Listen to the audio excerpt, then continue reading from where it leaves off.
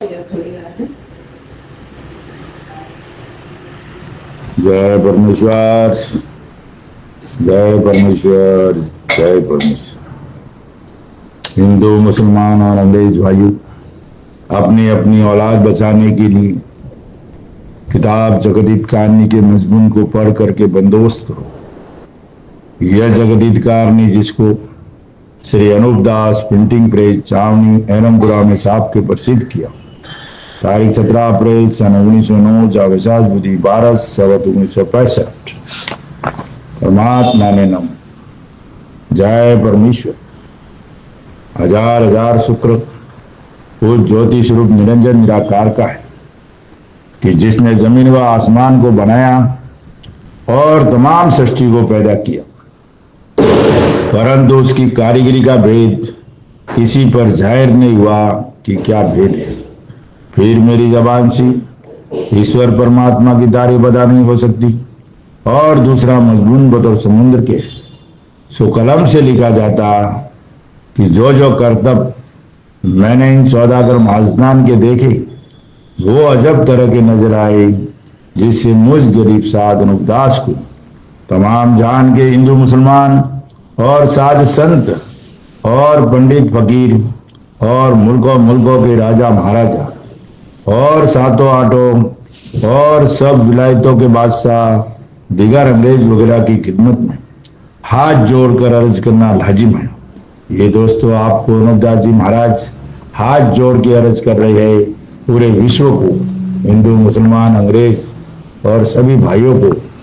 आज जो दुनिया में बुरा हो रहा है उसके जिम्मेदार हिंदुस्तान के सौदागर बनिए बेईमान लंका के ढेर है, और अनूपदास जी महाराज ने इनका पाप पकड़ा है और पकड़ के पूरी दुनिया में जाहिर किया है इस किताब जगदीत कारणी के माध्यम से।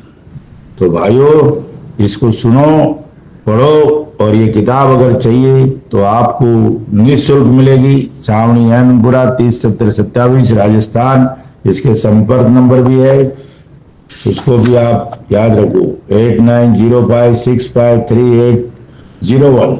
जिस भाई को ये किताब चाहिए निःशुल्क मिलेगी, संपर्क करें। जय परमेश्वर। आज पेज नंबर 71 से आगे बढ़ रहा हूँ। पूरे विश्व को ये समर्पित है ये किताब।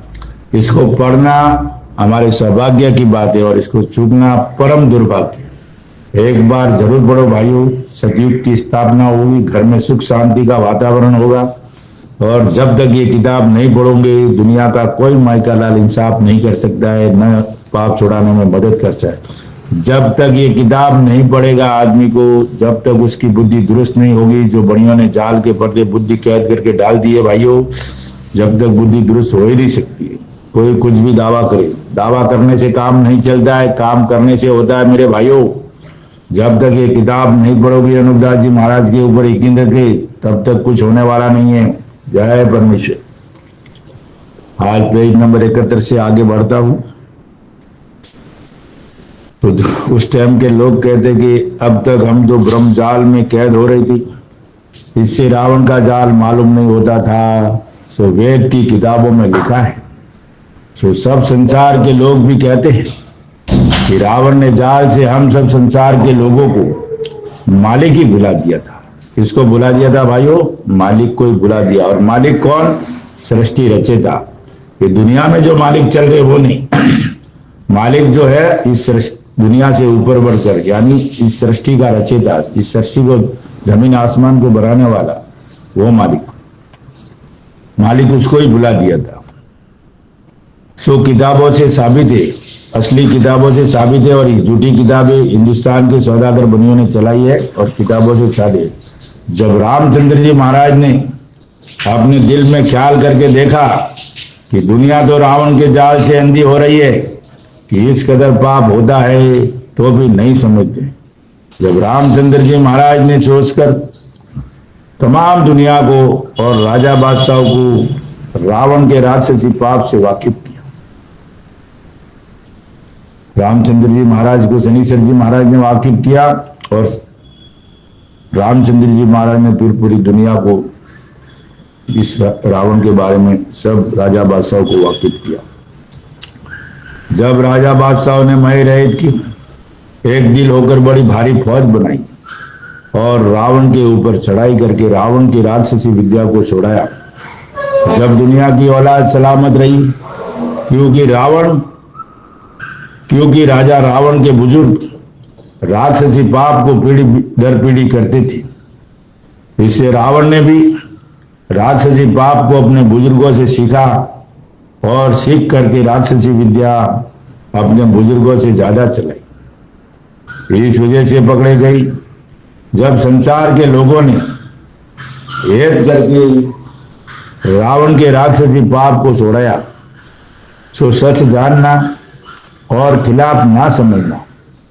और हरनाकुंज राजा ने और कंस राजा ने और कारून बादशाह ने जो राक्षसी विद्या रावण की तरह से चलाई थी, सो उन्होंने एक मर्तबा ही चलाई थी, परंतु जब संसार के लोगों को खबर पड़ी, जब उन्होंने एक दिल होकर उनके राक्षसी विद्या को छोड़ाई, परंतु उन्होंने खानदान में एक दो भगत था, सो उन्होंने बात हो जाने दफे राक्षसी विद्या के फिर नहीं होने दी। क्योंकि जो फिर राक्षसी विद्या करेंगी और संसार को खबर पड़ेगी तो मैं औलाद के मेरी भी जान निकाल देंगे।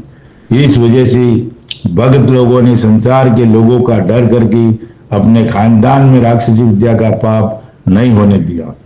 जिसने पाप चलाया भाइयों, तो उनके खानदान में एक दो परमेश्वर के भगत पैदा हुए थे, परमात्मा जी ने खूब पैदा किया, तो उन्होंने उस पाप को ज्यादा चलने नहीं दिया और दुनिया में उन्होंने जाहिर करने में मदद की और सपोर्ट करने में मदद किया। अनूपदास जी महाराज ने पाप पकड़ा, कदीमी पाप, जो हिंदुस्तान के सौदागर बनिए, जो इन चारों को सिखाने वालों का असली पाप और कदीमी पाप पकड़ा। उनको अनूपदास जी महाराज को वो मदद नहीं मिली। जो उनमें से कोई आदमी अगर अनूपदास जी महाराज के लिए मददगार बनता तो अनूपदास जी महाराज उसी वक्त पाप छुड़ा दे। मदद क्या मांग रही थी? उस पाप के लिए गवाही के तौर पर, यानी एक भी बढ़िया अगर मददगार बन जाता, मदद के तौर पर मददगार बन जाता तो पाप छूटने में आसानी हो जाती, अनूपदास जी अपने हाथ से छोड़ा देते। लेकिन आज ये किताब छापने के बाद अनूपदास जी महाराज ने संसार को सौंपा। जब तक संसार पूरा इस किताब को नहीं पढ़ेगा और किताब से मजबूती नहीं लाएगा और संसार समझे, तो जब अनूपदास जी महाराज ने ये काम अभी संसार को सौंप दिया कि भाइयों मेरे सामने और संसार के हाथों से ये पाप छूटेगा, ये बात है। और ये जब तक ये संसार पूरा वाकिफ नहीं होगा, संसार में ये किताब पूरी दुनिया में नहीं जाएगी, जब तक पाप छुड़ना नामुमकिन है। कोई पाप नहीं छुड़ा सकता है। सब अपनी अपनी दुकानें खोल के बैठे भाइयों, और जो अनूपदास जी के नाम से धंधा करते ना, वो भी कुछ नहीं कर सकते। पैसा लेने वाला तो अनूपदास जी महाराज का काम कर ही नहीं सकता भाइयों, ये ख्याल रखना, खास करके ख्याल रखना। डर करके अपने खानदान में राक्षसी विद्या का पाप नहीं होने दिया।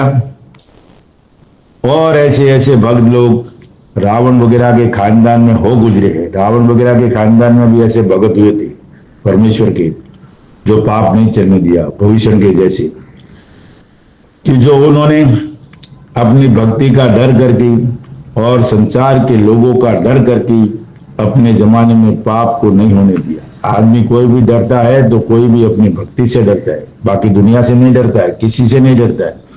वो अपनी भक्ति से डरता है, अपने मालिक से। मालिक कौन? जो सृष्टि का रचा था, जो मालिक की रोशनी है, कि मालिक से डरता है, परमेश्वर से डरता है और अपनी भक्ति से डरता है।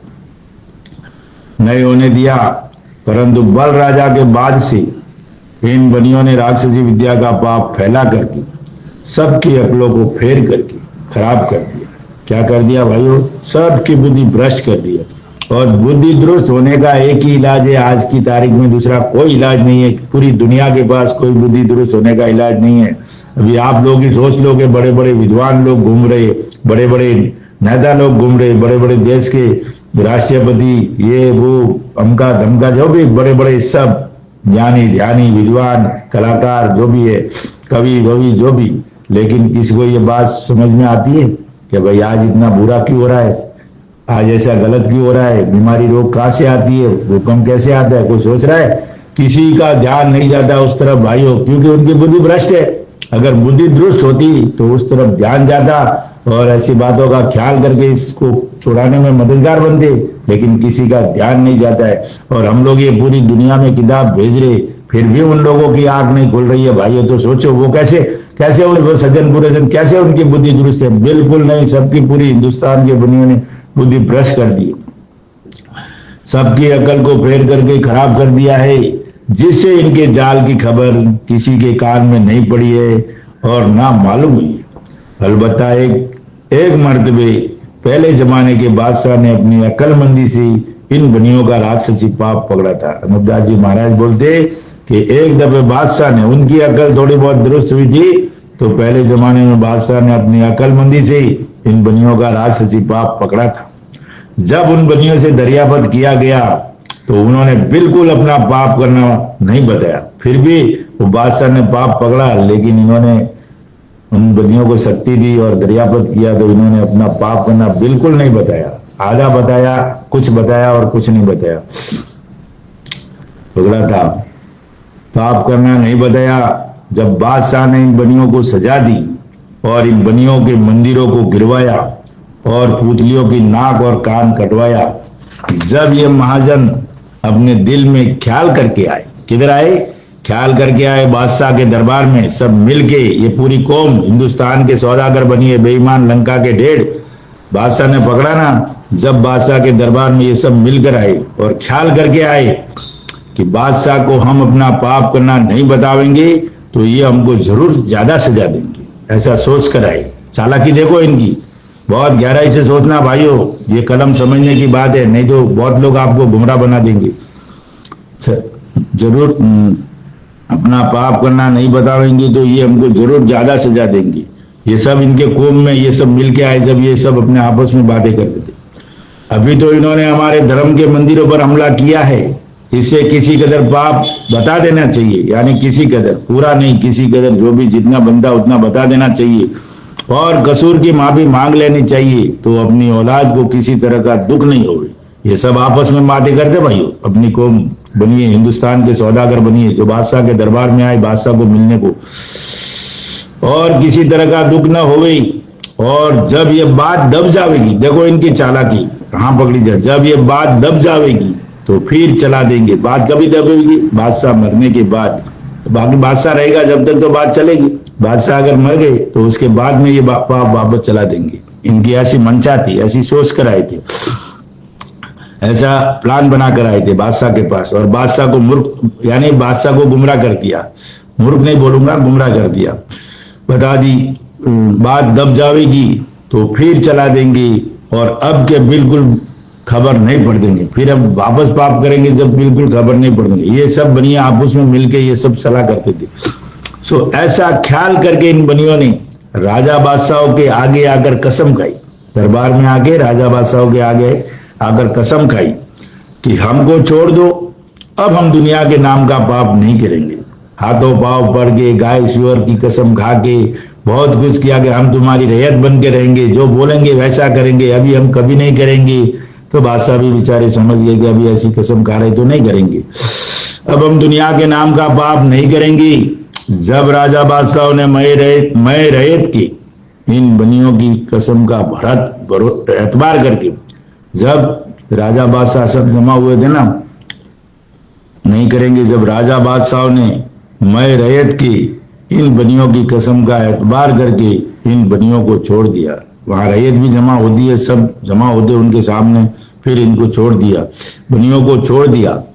परंतु इन सौदागर महाजनान ने छूटते ही, यानी वहां से छोड़ दिया, बादशाह ने उनको माफ कर दिया, छूटते ही कुछ अरसा गुजरने के बाद, छूटते ही कुछ अरसा गुजरने के बाद फिर राक्षसी विद्या का पाप चला। कुछ अरसा मुझे पीढ़ी, 2 पीढ़ी या 3 पीढ़ी बादशाह मरने के बाद, उनकी औलाद मरने के बाद, जिसको जिसको मालूम था, जब तक वो पाप नहीं चलाया, फिर वो मरने के बाद फिर राक्षसी विद्या का पाप चला दिया।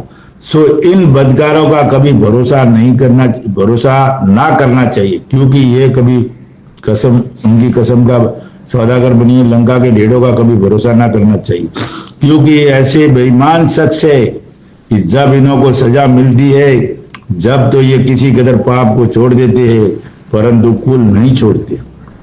देखा भाइयों, जब सजा मिलती है तो किसी कदर ऊपर नीचे करके निकल जाते, कुछ भी बन जाते। तो वो कहावत है ना, गरज पड़ती है तो गधे को भी बाप करते।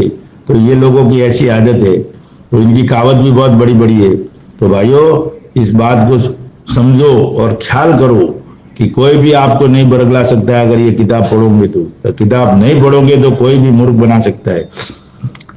छोड़ते परंतु कुल नहीं छोड़ते, और जब पीढ़ी दो पीढ़ी गुजर जाती है, जब फिर दुनिया के नाम का पाप करना शुरू कर देती, सो इस राक्षसी पाप से जमीन माता दुख पाती है। सो वेद पुराणों में भी लिखा है और सब संसार के लोग भी कहते हैं कि जमीन माता के नाम का राक्षसी विद्या का पाप कराते हैं, जिससे जमीन माता दुख पाती है।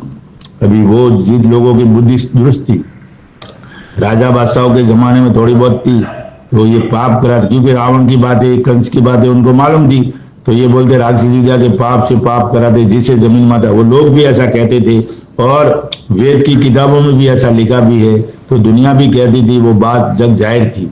लेकिन आज ये सब वो असली वेद गायब कर दिए है और झूठे चला दिए और दुनिया की बुद्धि साफ बुद्धि भ्रष्ट करती है। आज दुनिया में ऐसा कोई कहने वाला अभी तक कोई है नहीं, सिर्फ अनुपदास जी के सिवा दूसरा कोई नहीं है दुनिया में। भाई दुख पाती है और पाप की वजह से रिजक वगैरह भी पूरा नहीं होता है और ना पूरी पूरी वनस्पति होती है। इससे तमाम दुनिया दुखी है, बल्कि जमीन माता भी इस राक्षसी विद्या के पाप से दुबली हो गई और उसके शरीर की चर्बी गल गई है। सो चर्बी जमीन के शरीर में इन चीजों को कहते हैं। जब अपने शरीर में चर्बी रहती है, वैसे जमीन माता के भी शरीर में चर्बी है। लेकिन चर्बी किन चीजों को कहते हैं वो देखो भाई, कि भाई चर्बी गल गई है, सो चर्बी जमीन के शरीर में इन चीजों को कहते, जिसको फीस जमाना चांदी सोने की खाने बोलते। फीस जमाना का मतलब आज का जमाना चांदी सोने की खाने बोलते हैं ना, वो जमीन माता के शरीर की चर्बी है भाई, वो जमीन माता के शरीर की चर्बी है। परंतु राक्षसी विद्या का पाप चलाया है, उस पाप से जमीन माता के शरीर की चर्बी गल गई है।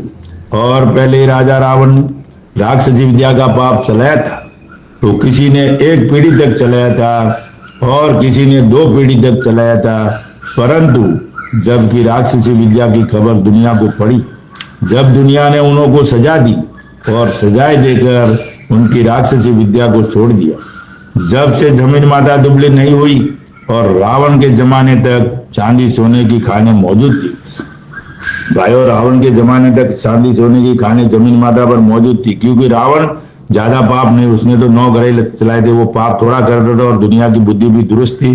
तो रावण ऐसा समझता था कि ज्यादा पाप करूंगा तो दुनिया को समझ में आ जाएगा। तो उस जमाने में लोगों की बुद्धि थोड़ी थोड़ी खराब हुई थी और इन हिंदुस्तान के बनियों ने तो साफ बुद्धि भ्रष्ट कर दी है, सोचने की क्षमता ही हमारी खराब कर दी है। जब तक कोई भी बंदा ये किताब नहीं पढ़ता है, तब तक उसकी बुद्धि दुरुस्त होती ही नहीं है और होगी भी नहीं।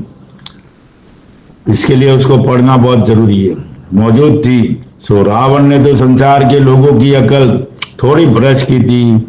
सो जब पाप करता था, जब दुनिया के लोग फौरन समझ जाते, क्योंकि थोड़ी बुद्धि खराब की थी तो लोग फौरन समझ जाते थे।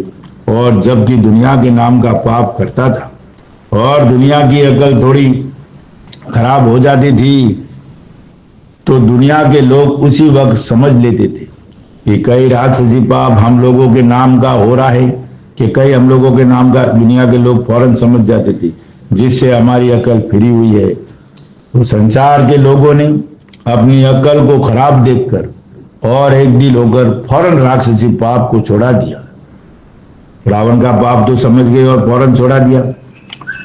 परंतु इन सौदागर ने भी बल राजा के बाद से राक्षसी विद्या का पाप चलाया है। किसने? सौदागरान ने भी। हिंदुस्तान के सौदागर बनिए बेईमान लंका के ढेरों ने बल राजा के बाद से, ये बल राजा भाइयों डुप्लीकेट है।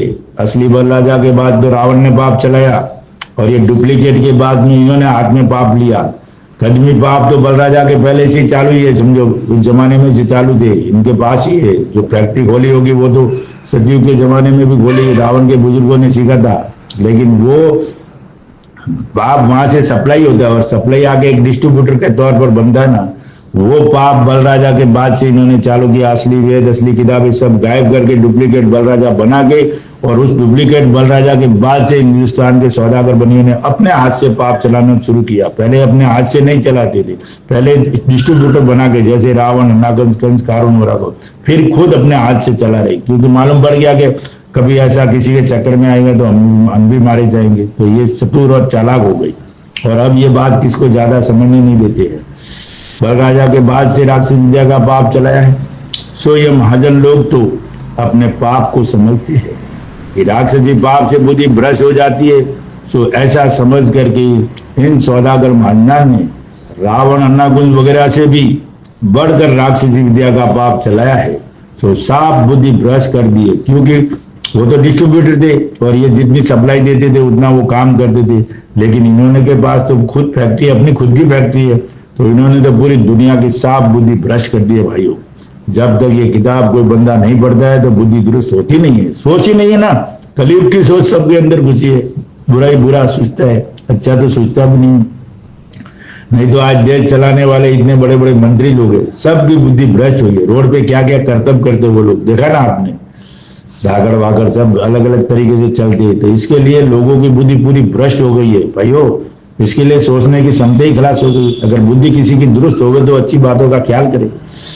साफ बुद्धि भ्रष्ट कर दी है, और जमीन के ऊपर जो खाने थी वो जमीन के शरीर की चर्बी थी, परंतु जब जमीन माता बिल्कुल दुबली हो गई है और बल राजा के बाद से राक्षसी विद्या चल रही है, और बल राजा को मरे हुए का हाल न मालूम कि किस कदर अरसा हुआ है जब से ये बनिए पाप करा रही है। और रावण, नागुल वगैरह तो पाप करने से डरते थे कि जो हम ज्यादा पाप करावेंगे तो हमारी औलाद को लगेगा। वो जो डिस्ट्रीब्यूटर बने थे ना, वो तो सब डर डर के करते थे कि कहीं हम पकड़े नहीं थे, क्योंकि उनको तो मालूम नहीं था, सिखाने वाले कोई और थे, इनके तो घर की फैक्ट्री है, ये चाहे वैसा सप्लाई कर सकते, औलाद को लगेगा। इससे उन्होंने थोड़ी थोड़ी बुद्धि भ्रष्ट की थी। और इनके जमाने में तो, किनके जमाने में, हिंदुस्तान के सौदागर बनियों के जमाने में तो ऐसी बुद्धि भ्रष्ट कर दी है कि जमीन माता के शरीर की भी पहचान नहीं रही है। अभी जमीन माता का नाम बोलते तो है, भारत माता की जय माता तो बोलते हैं, लेकिन उनको उनकी पहचान नहीं है, खाली नाम बोलते, सब नाम रह गया भाई, लेकिन उनकी पहचान नहीं रह गई है। नाम लेने से फायदा नहीं है, उनकी पहचान भी होनी चाहिए, तब जाके काम करता है। अभी परमेश्वर तो कृष्ण जी को भी बोलते, परमेश्वर तो यीशु को भी बोलते, लेकिन असली परमेश्वर कौन है? जो सृष्टि रचयिता है। अब इन्होंने क्या किया, सबको परमेश्वर बना दिया, तो ऐसा नहीं चलता है ना।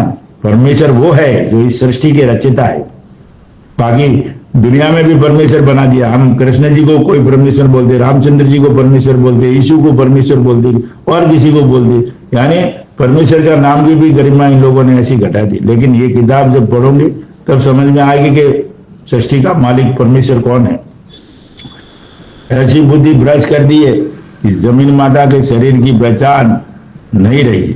इससे मैं बार बार लिखता हूँ, इससे मैं बार बार लिखता हूँ। और इस जमाने के लोगों की ऐसी बुद्धि भ्रष्ट कर दी है कि जो आप लोग समझाने से भी नहीं समझते हो। आज दुनिया की तो दोस्तों बात छोड़ो, लेकिन ये पूरा अनूप मंडल है ना, ये भी अनूप दास जी की बात नहीं समझता है, बिल्कुल नहीं समझता भाइयों। अगर अपने शरीर की पहचान होती, अगर थोड़ी बहुत बुद्धि दुरुस्त होती है किताब, क्योंकि वो झूठी किताबें पढ़ते हैं और दुनिया को भड़कला रही है, करोड़ों अरबों रुपया दुनिया का नष्ट कर दिया, फिर भी वो लोग आज जीरो पे कुछ नहीं कर सकते और दुनिया को गुमराह कर दे, क्योंकि दुनिया की बुद्धि तो भ्रष्ट है। अंधों में काना राजा कहलाता है, वैसी बात है, असली बात की तरफ ध्यान ही नहीं जाता है। तो मेरे भाइयों, ये जब तक ये तारीख 17 अप्रैल 276 किताब नहीं पढ़ोगे ना, बिल्कुल बुद्धि दुरुस्त नहीं होगी। ये 756 वगैरह कोई मायने नहीं रखती है, उसमें कुछ कुदरत का खेल नहीं है। और जो लोग आपको बदला रहे हैं, उस किताब में क्या, इस किताब में क्या, वो सब गुमराह करे, अनूप दास जी बात से आपको वंचित रख रहे हैं भाइयों।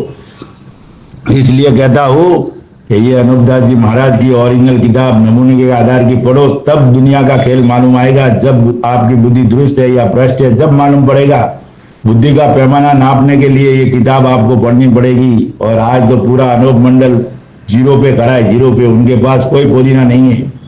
और मैं तो अनूप मंडल वालों को हाथ जोड़ के अर्ज करता हूँ कि ये 276 किताब पे आ जाओ, ओरिजिनल पे आ जाओ, तब दुनिया का पाप सुनने में मददगार बनेंगे, आसानी होगी। और जब तक वो किताब लेके चलोगे, कुछ होने वाला नहीं है। जो भजन धक्कर गालड़ी कूट रहे हो, कुछ नहीं होगा भाइयों। तो ये लोग समझाने से भी नहीं समझ रहे भाइयों, गौर करना, वक्त आएगा जब ये बहुत इनको पछतावा होगा, शकल दिखाने के लायक नहीं रहेंगे, ख्याल करना भाइयों। ब्रश कर दिए कि जो आप लोग समझाने से भी नहीं समझते हो, सो इस बात का ख्याल करना चाहिए कि जब राक्षसी विद्या का पाप छूट जाएगा, जब जमीन माता ताजा हो जाएगी, और जो कि चांदी सोने की खाने गल गई है वो पीछे प्रगट हो जाएगी। और जिस तरह से कि आदमी बीमार होता है और फिर उसको आराम हो जाता है, जब वो शख्स खाना पीना अच्छी तरह से खाता पीता है तो फिर वो मोटा ताजा हो जाता है। तो जब ये महाजन लोग जमीन माता के नाम का पाप नहीं करावेंगे तो जमीन माता की बीमारी हट जाएगी। देखो भाई, ये किताब से चलोगे और ये पाप छोड़ाने में मदद करोगे तो सब चीजें वैसी की वैसी होने लगेगी जैसे सतयुग में थी। कोई बीमार नहीं होगा, कोई तकलीफ किसी तरह की नहीं आएगी, कोई खाने पीने की चीज में कमी नहीं आएगी, सोने चांदी की खाने भी फिर प्रकट हो जाएगी भाइयों। लेकिन ये किताब से चलना पड़ेगा।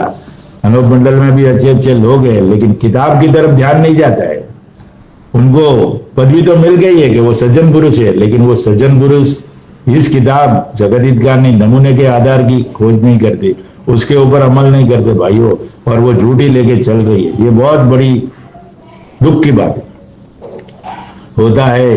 सो जब कि ये महाजन लोग जमीन माता के नाम का पाप नहीं करावेंगे तो जमीन माता की बीमारी हट जाएगी और हौले हौले जमीन माता ताजा हो जाएगी। जब धान वगैरह भी बगैर बोए होके पैदा होने लगेगा और चांदी सोने की खाने भी संसार के लोगों को दिखने लगेगी, और जब दुनिया के नाम का पाप करना छोड़ देंगी, जब राजा बादशाह को रैयत देखकर खुश होगी और रैयत को देख के राजा बादशाह खुश होंगे, और सब संसार के लोग मोहब्बत से रहेंगे और कच्ची उम्र में नहीं मरेंगे और पूरी उम्र पाकर मरेंगे, और जब तक जिंदा रहेंगे किसी किस्म की बीमारी नहीं पावेंगे। तो सब हिंदू मुसलमान अंग्रेज और सातों आठों विलायतों के बादशाहों को इस बात का ख्याल करना चाहिए कि इस तरह का हाल दुनिया में बरतेगा, जब ये जानना चाहिए कि महाजन ने राक्षसी विद्या छोड़ दी है। देखो भाइयों, अनूपदास जी महाराज आपको क्या बता रहे, पूरी गारंटी ले रहे। ये ऐसा नहीं बोल रहे कि भूल चूक हो तो माफ करना, 100% गारंटी, माफ करने की बात ही नहीं है। रत्ती भर भी इसमें मिस्टेक नहीं है भाइयों, और रत्ती भर भी भूल नहीं है। इसके लिए कहता हूँ भाइयों, इस बात को गहराई से समझो। और महाराज ने एकदम खुलासा कर दिया है और क्लियर कट कह दिया है कि जब दुनिया के नाम का पाप करना हिंदुस्तान के सौदागर बनिए बेईमान लंका के ढेर छोड़ देंगे, जब राजा बादशाह को रैयत देखकर खुश होगी और रैयत को देख के राजा बादशाह खुश होंगे। अब बताओ भाइयों, आज क्यों हम एक दूसरे से मोहब्बत नहीं करते? आज हिंदू मुसलमान राजा बादशाह सब भाई भाई एक दूसरे के मोहब्बत नहीं, खून के प्यासे हो गई है। क्यों हो गई है? क्या मालिक आज बदली हो गया क्या भाई? सतयुग में मालिक था, होगा वो मालिक है कि मालिक बदले हो गए? हाँ, तो ऐसा कैसे हो गया? एक ही बाप की संतान है, आपस में मिलकर नहीं रहती है, सब झगड़ा करते एक दूसरे से। अरे भाई, वो पीछे आने वाली वो भी तो किसी की औरत होगी। तो भाइयों गौर करो कि ये सब कहां से हो रहा है।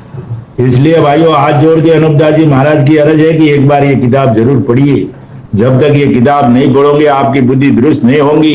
और खास करके अनूप मंडल के लोगों को भी कहता हूं कि ये 276 पेज किताब पढ़ के बंदोबस्त करो तो काम आसान हो जाएगा, वरना ऐसे ही 116 साल चले गए और ज्यादा भी चले जाएंगे।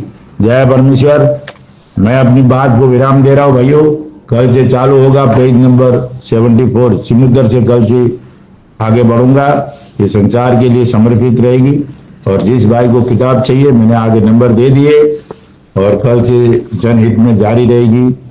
74 चिमुद्र नंबर पेज से कल से आगे बढ़ूंगा। जय परमेश्वर, जय परमेश्वर भाइयों, जय परमेश्वर।